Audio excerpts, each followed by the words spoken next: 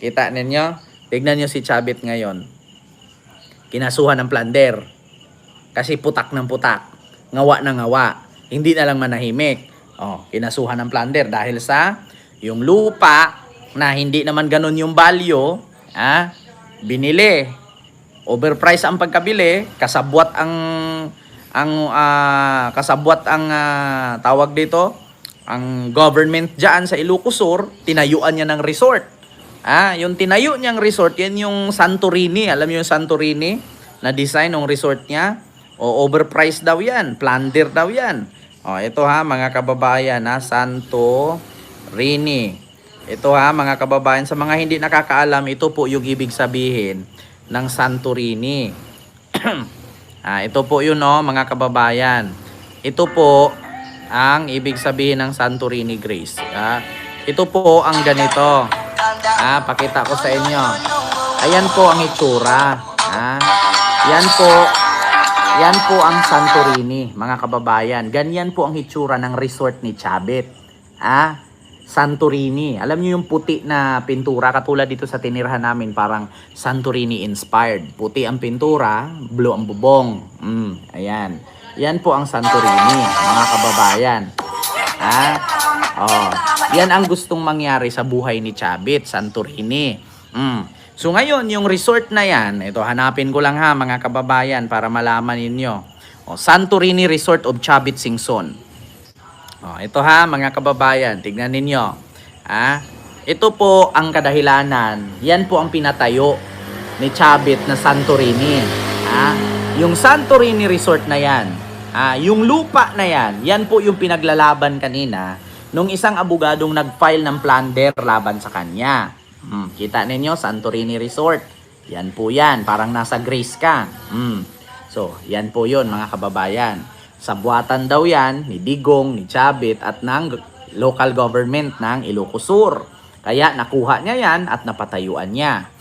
So ngayon mga kababayan, kinasuhan siya dyan ng plunder. Ang plunder, walang piyansa habang buhay ang pagkakulong yan. So ngayon mga kababayan, bukod sa kinasuhan si Chavit ng plunder, meron na, alam nyo, I will tell you frankly, I will tell you frankly, ito, hindi lang ito lalabas, ito, itong kaso, na Santorini, ito, kaso, hindi lang yan, plunder na yan, meron pa yang susunod, yung black sand mining, lalabas yan, o isa-isa yan, Alam nyo, yung nagkaso kanina, kaya hindi po siya makapagsabi at hindi siya nakapag-file ng kaso ura-urada kasi ganito po, pakinggan ninyo yung explanation ni attorney. Pakinggan ninyo, wait lang. Pakinggan nyo anong explanation? Nagkain ng reklamong plunder at graph ang mga magsasaka mula. Wait lang mga kababayan. Ito. Ay, wait lang. Update ko lang yung TikTok Kaya mga kababayan, ang sabi ni attorney, bakit daw ngayon lang siya nag-file ng kaso? Matagal na daw siyang nagpa-file. Sa panahon pa lang ni Gloria, nag-file na siya ng kaso kay Chavit. Ngunit walang nangyari, na basura lang.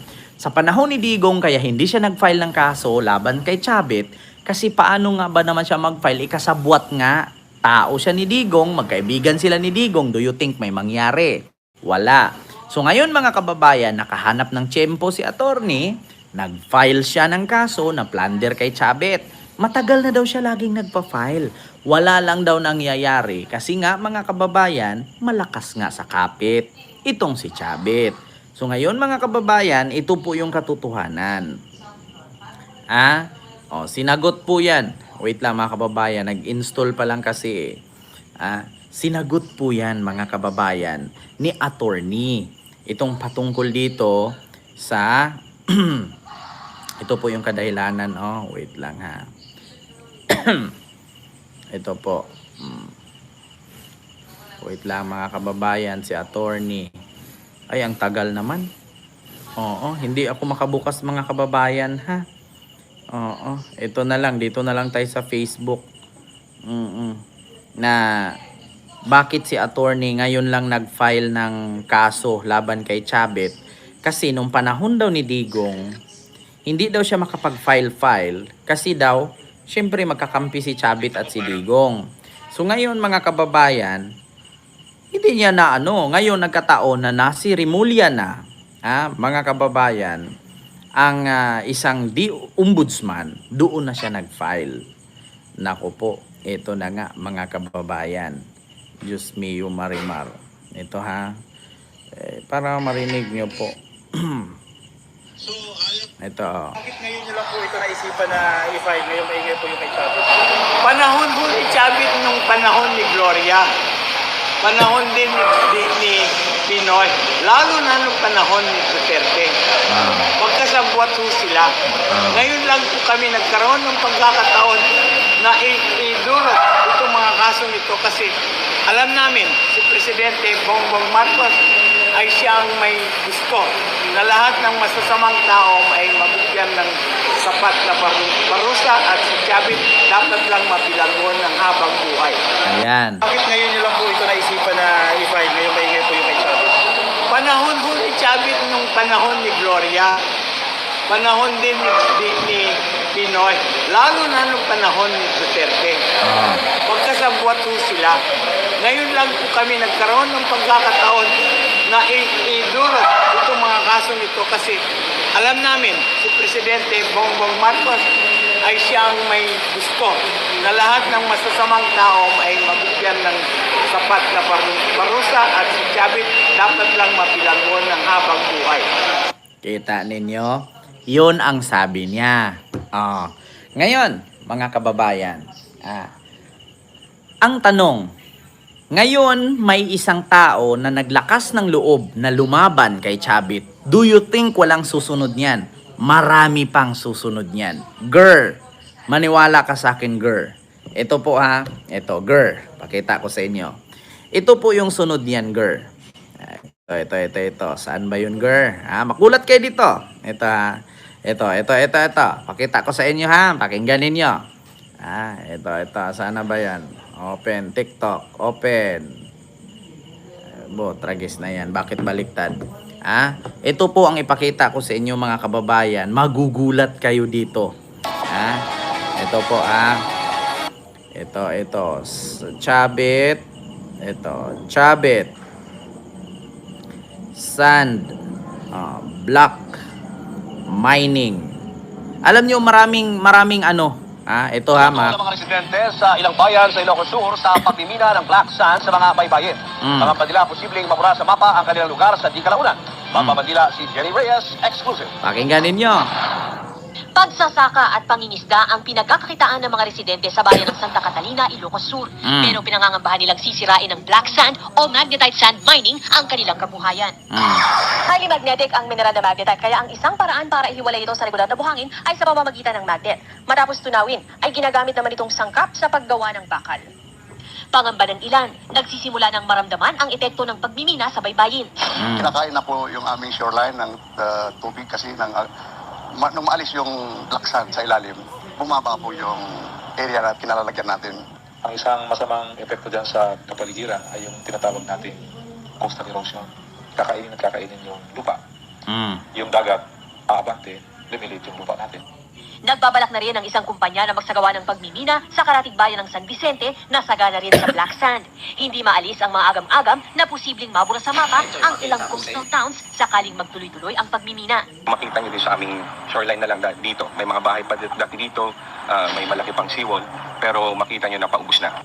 Hindi ipinipilit ng provincial government ng Ilocos Sur ang pagmimina, pero aminado si Governor Chavit Singson na malaki ang kikitain ng lalawigan dito. We are so blessed. Kita ninyo? Mas inuna pa ni Chavit yung kikitain. Kaysa mga tao na mawala ng bahay, kakainin ng dagat, mabubura sa mapa. Mas uunahin pa niya ang kita doon sa black sand mining. Kaya sabi ko sa inyo mga kababayan, hindi lang yung mga tao makapagsalita dyan. Bakit? Kasi una sa lahat, nasa power si Chavit. Pangalawa, natatakot sila. Yun po ang katotohanan dyan, mga kababayan. Kaya, naku po, Diyos mio marimar. Mga kababayan, kita nyo naman, narinig nyo naman. mas maimportante at mas mahalaga kay Chavit ang kita, no? Kaysa sa mawala sa mapa itong lupa na pagmiminahan. We have so many natural resources, hindi napapakinabangan. Sayang na development lahat yan dahil mali paniwala tayo. 'Di ba? Sayang daw, maraming resources hindi mapapakinabangan. Sino yung nagmimina nun? Mga Chinese. Sabi ko sa inyo mga kababayan, hindi lang 'yan. Meron pa siyang mga problemang ito. Lalabas pa 'yan. Mark my word. Mark my word, lalabas 'yan, 'di ba? Magkaroon talaga ng coastal erosion kapag maraming buhangin ang makakutkot, 'di ba? Continue. Maghahain ng petisyon para sa writ of kalikasan ang ilang bayan sa Ilocos Sur para matigil ang black sand mining. Ayon sa mga residente, higit sa kita sa pagmimina, mas habol nila ang seguridad ng kanilang bayan. Para sa Bandila, Jenny Reyes. Kita ninyo? Sabi ko, lalabas yan, Oo, yung mga ganyang problema, alam nyo sa totoo lang, hindi lang kasi talaga yung mga tao nagsasalita, sa kanyang lalawigan, kasi natatakot, bukod nila, kakalabanin mo, tignan mo bukas, tumba ka.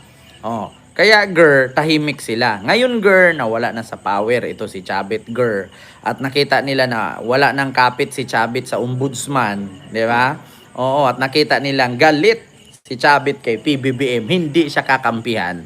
Nakahanap ng panahon at tiyempo ang tao. Doon na sila, doon na, nako. Sabi ko sa inyo, ang malas talaga, tigilan nyo yung pagdidikit ninyo kay Sara. Tigilan nyo yan. Bakit? Sa kakadikit nyo kay Sara, mapapahamak kayo, Kahit na si Chavit may sabit, basta ang mahalaga sa huli pa rin may gilit. Ano daw? Sa huli pa rin ay maggilit. Nako, Bix Darapesa. Sa totoo lang, magigilit ako kung makauwi si Digong. Sabi ko nga sa inyo, katapusan ng buwang ng taong ito, 2025. Pag 2026 hindi makauwi, expired. O sige, pagpatuloy nyo hanggang kailan. Pauwiin yung buhay. Kung hindi makauwi buhay yan, putang ina ninyo, araw-araw ko kayong pagmumurahin, mga bobo kayo. Diba? Ay, nako. Wala. Alam nyo mga DDS, tigilan nyo yan. Tingnan si Chavit. Sunod-sunod na yan. Alam nyo yung mga problema. Meron pang isang problema si Chavit. Gusto nyo malaman? Yung plunder na dyan, Santorini Resort na tinayuan niya at yung itong black sand mining na to, may isa pa. Ito lalabas yan. Yung flood control na sinasabi niyang tawag dito kay BBM daw marami. Nako, eto mga kababayan. Pakita ko sa inyo, ipapanood ko sa inyo. Ito. Good morning po sa inyong lahat mga kapatid. Naharap ngayon sa patong-patong na kasong pandarambong at katiwalian sa ombudsman si dating Narvacan Ilocos Sur Mayor Chavit Singson kasama ang 12 pang kasabwat umano nitong opisyal. Para sa mga detalye tinutukan Sabi ko niya nga sa inyo, tatadtarin ng kaso yan. Sa pangunguna ng isang attorney, Estelita Cordero ng grupong Warriors Tinarbacan Incorporated, pinireklamo ng mga kasong pandarambong at katiwalian sa Office of the Ombudsman ang dating alkalde ng Narvacan, Ilocos Sur na si Luis Chavit Singson. Sa 3 pahinang plunder case, inaakusahan si Singson, dati nitong Vice Mayor na si Pablo Sanidad Sr. at iba pang mga dating opisyales ng Narvacan. Kita ninyo? Inangkin. Ginawang resort.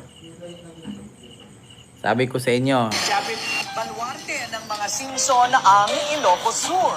Pero bukod sa malaki nilang pangalan sa politika, malaki rin umano ang na-corner na government projects ng kanilang pamilya. Isa ang Ilocos Region sa maituturing na land of mega dynasties, ayon sa isang report ng Philippine Center for Investigative Journalism o PCIJ. Sa Ilocos Sur, dominated ng pamilyang Singson ang malaking parte ng probinsya. sa pamumuno ng kanilang patriarch na si former Governor Luis Chavit Singson. Sa kasalukuyan, nakaupong gobernador ang kapatid ni Manong Chavit na si Jerry Singson at Vice Governor naman ang anak niyang si Ryan. Nakaupo naman bilang First District Representative ang isa pang anak ni Chavit na si Ronald Singson at ang pinsan nitong si Christine Singson. Lahat na. Bukod pa yan sa mahigit 10 local positions na hawak ng mga Singson sa buong probinsya. Kilalang businessman si Manong Chavit kahit bago pa man ito sumali sa politika. Kasalukuyan niyang pinamumunuan ang Luis Chavit Singson o LCS Group of Companies na may 12 kumpanya ayon sa website nito. Kabilang ng isang power corporation, isang mining corporation at isang airline operations company. Hindi pa kabilang dyan ang Partas Bus Lines na pagmamayari rin ng dating gobernador. Sa pagsusuri ng Billionaire News Channel, napag-alaman namin na konektado rin sa isang construction firm si Manong Chavit, ang Satrap Construction Corporation o tila binaliktad lamang na Partas. Base sa datos ng DPWH, nakakubra ang kumpanya ng 62 public works contract sa Ilocos Sur mula 2016 hanggang 2025 na nagkakahalaga ng 2.7 billion pesos. Sa isang 2012 Wire.net report, inamin dito ni Singson na pagmamayari ng kanyang pamilya ang nasabing kumpanya. Matapos i-raid ang isang factory sa loob ng property na nakapangalan dito. Sa isang 2018 DPWH contract, isang Reynald May factory na nire-raid. Nakapangalan kay Singson. at Yenzar na ang nakalagay na authorized managing officer. Sa isang 2022 contract naman, napalitan muli ito ng isang Rolando Tica. Sa kasalukuyan, isang engineer Harold Molina na ang nakalagay sa papel bilang presidente ng Satrap Construction Corporation. Sa isang June 21 post, binati ni Molina si Manong Chavit sa kanyang kaarawan na tinawag itong Our Big Boss. Sa magkakaibang okasyon, consistent na nagpo-post ng pagbati ang Facebook page ng Satrap Construction kay Manong Chavit at anak nitong si Vigan City Mayor Randy Singson ng happy ko alam, Ma'am birthday from Ginger your Tea. Satrap Construction family. Sa isang panayam, sinabi ni Comelec Chairman George Garcia na bagamat maaaring tumakbo ang isang contractor sa isang public position, bawal ang pagkakaroon ng kontrata sa pamahalaan oras na manalo ka.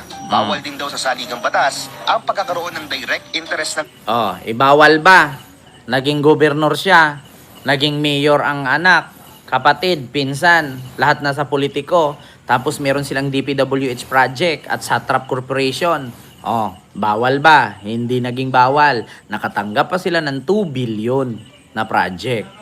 Sabi ko nga sa inyo isang politiko sa isang business, lalo na sa kanyang nasasakupan. Kabilang na riyan ang pagkakaroon ng kontrata ng iyong mga kamag-anak o mga kapamilya sa mga lugar Conflict na of nasa interest. ilalim ng iyong jurisdiction. Plunder ang Dahil sa sagot conflict niyan. of interest. Sa pagsusuri ng aming team, parehong Singson na nakaupong district representatives sa 2 distrito ng Ilocos Sur Patay. ngayong 2025 elections. Ayan na. Parehong taon kung kailan nakuha ng Satrap Construction Corporation ang pinakamalalaking kontrata nito sa loob ng 9 na taon. Kita ninyo, 2 kongresista sa bawat distrito, puro Singson. Proyekto. Galing din sa kanila ang ang construction company. Sila ang congressman, sila din ang kukuha ng project. Bawal po yun. Ang tawag po doon, conflict of interest. Sabi ko nga sa inyo mga kababayan, kaya pala si Manong puputak ng pumuputak. Marami palang naiiwang shell ng itlog. Ayan, putak kasi ng putak, hindi na lang manahimik. Ayun, sa kakaputak niya, hindi niya alam na itong Billionaire News Channel, di ba? Itong mga ibang netizen, ma-high-tech na kasi ang netizen ngayon, mga kababayan.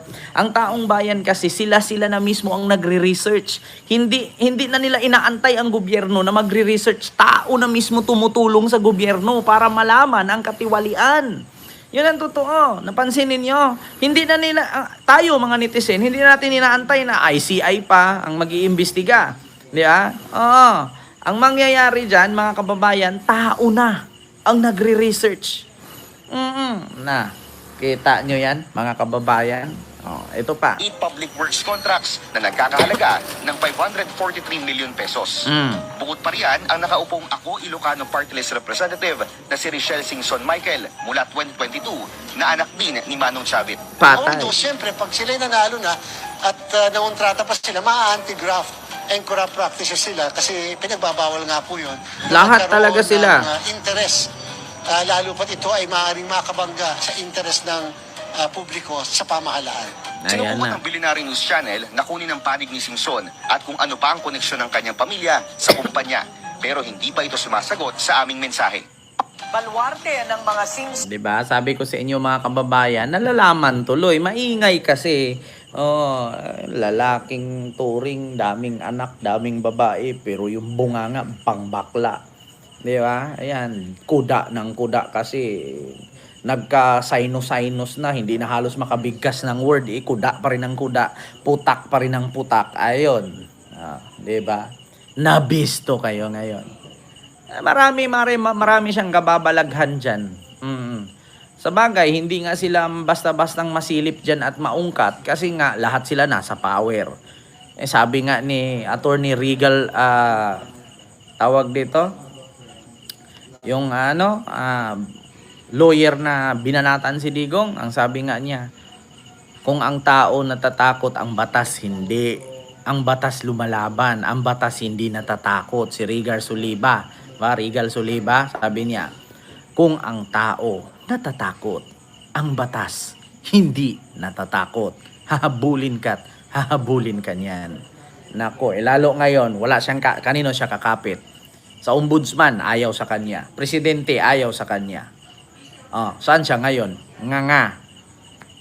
Hirap kasi, hindi ka lang pinansin sa Japan, gaganyan ka na. Akala mo naman kasi si BBM asawa mo. Kung magtampo ka, akala mo ikaw si Lisa. Hindi ka lang na shout out nagtatampo ka na. Diyos ko naman. Hindi lang siya na shout out yun sa Japan, hindi lang siya napakilala doon. Kailangan pa bang ipakilala ang isang chabit? Ikilalang kilala ka na. Nagagalit ka no, hindi ka doon i-shout out. Diyos ko. Niwala talaga ako pag matanda, matampuhin. Pero pag painumin mo ng kape, maya-maya may nahulog na galon, sabay sigaw. Tanda-tanda na matampuhin. Tapos pag hagisan mo ng galon, pak! Sabay talon. Ano yun? Gumaganon. Sobra sa kape. Yan, kape pa. Mga ganyan Diyos me, marimar. Pag tumanda, nagtatampo. Yung lolo at lola ko nga dati, kapag kumakalabit yung lolo ko, kasi Lin ang tawagan nila, Lin, sasabihin naman ng lola ko, himik ka dyan, kadiri ka, amoy banig. Tapos sasabihin naman ng lolo ko, Lin, langga, Lin. Sabihin naman ng lola ko, manahimik ka dyan, nangangamoy banig ka, amoy putik ka. Sabi ko sa lolo't lola ko, Diyos ko, nakakahiya kayo kung hindi kayo tatanda, hindi kayo maghaharutan. Pagbuhusan ko kay tubig dyan, makita ninyo. May mga ganyan di ba? Alam niyo, sa totoo lang nangyayari yan, lalo pag may mga edad na. Ma'am Winable, hello po. Nangyayari yan, alam niyo pag may edad na, mag-edad ka na nga ng 60 to 70 years old, nako, yung gising yan, alas 3 ng madaling araw. Alas 3 ng madaling araw. Alam niyo, kahit hakbang ng ipis, naririnig nila. Pag mga senior na, ay nako, sabi ko sa inyo, iba lang yung kay Chabit, iba lang yung sa ibang senior. Yung lola ko noon, kapag may nahulog doon na kutsara sa lababo, doon sa sahig sa kusina, ay yung daga, hindi kayo nagugas ng plato. Tsuhin ko lang naman nagtimpla ng kape, nahulog yung kutsara, daga agad ang pagbintangan. Sabi niya, maghugas ng plato, punasan ng lamesa, iligpit yung mga upuan, yung mga kutsara punasan bago ilagay sa ganyan. Kasi bukas magagamit na naman, tas gagapangan ng ipis yan. Alam niyo pag may senior niya, bakit ganun? Ang alerto ng tainga, ultimo gapang ng ipis naririnig. Hindi si Chabit, hindi ko nga alam kung nagtututbrush pa yan. Hindi ko alam yan ni Chabit kung nagtututbrush at taliligo pa yan. Hindi na nga yata natutulog yan, kaliwa kanan na interview Kaliwa kanan pa media kaliwa kanan pa interview sa media. Hindi ko alam kung natutulog pa yan. Di ba mga senior ganon? Ma'am Carolina, ayan, Quijano, maraming salamat po ma'am. Di ba mga senior ganon? Kunting utot, makautot ka, hindi ka na makakatulog. Hanggang umaga na yan gising. Habang natutulog ka, humihilik tapos nakautot ka, nagigising kang ganon, wala na, tuloy-tuloy ng gising yan. Pero di ko alam si Chabit kung natutulog pa to. Parang hindi na yata nagpapahinga. Kasi kaliwa kanan, interview dito, interview doon, interview dyan. Tapos bibit-bit ng ebidensya na print, pinasirox copy lang naman. Diyos me, Marimar. Ay, nako. Ayan nga, sumabit ka na. Ito yung sunod mga kababayan bago tayo mag-end ng live ito yung sunod. Dito tayo kay Sara. Tigilan nyo si Chavit. Signs of aging yan.